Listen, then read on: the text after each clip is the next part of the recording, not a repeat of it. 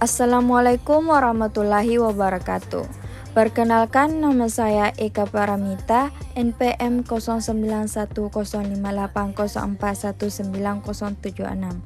Saya dari kelas A semester 6, jurusan Administrasi Publik, Fakultas Ilmu Sosial dan Ilmu Politik, Universitas Muhammadiyah Sidenden Repang.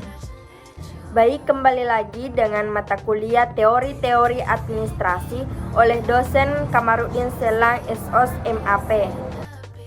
1. Hakikat administrasi.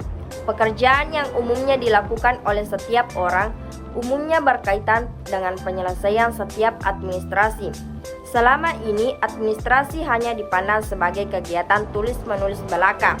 Pandangan orang demikian ini tentu bukan tidak beralasan.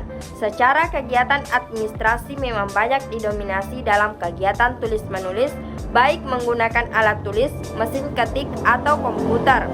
Padahal, banyak teori yang mengatakan kegiatan administrasi lebih daripada itu. Maka, dari itu dibutuhkan pemahaman tentang hakikat administrasi.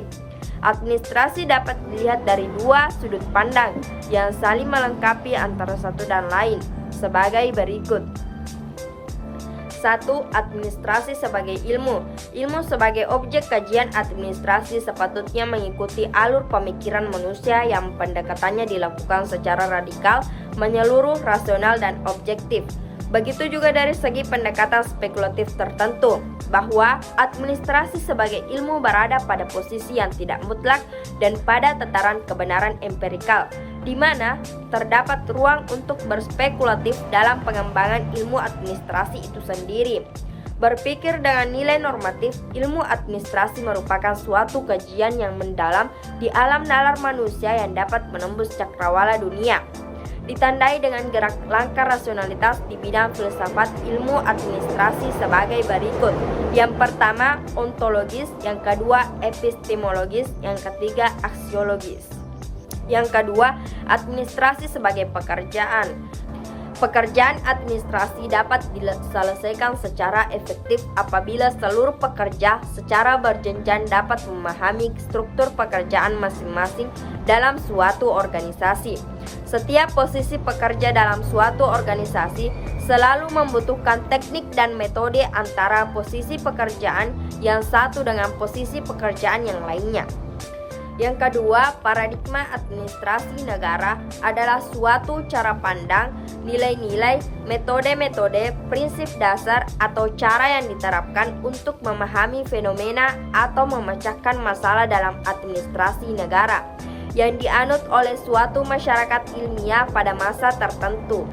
Yang ketiga, ruang lingkup administrasi meliputi menghimpun, mencatat, mengelola, mengirim, menyimpan, dan lain-lain. Tugas utama seorang administrasi tidak terlepas dari kelima ruang lingkup tersebut, dikarenakan merupakan tugas utama yang perlu dilakukan. Yang keempat, peran administrasi secara umum yaitu sebagai perencanaan, penyusunan, koordinasi, laporan, penyusunan anggaran, penempatan, dan pengarahan atau bimbingan. Baik, itulah yang dapat saya sampaikan pada kesempatan kali ini. Lebih dan kurangnya mohon dimaafkan. Semoga bermanfaat. Terima kasih atas perhatiannya. Billahi fisabilil haq, fastabiqul khairat. Assalamualaikum warahmatullahi wabarakatuh.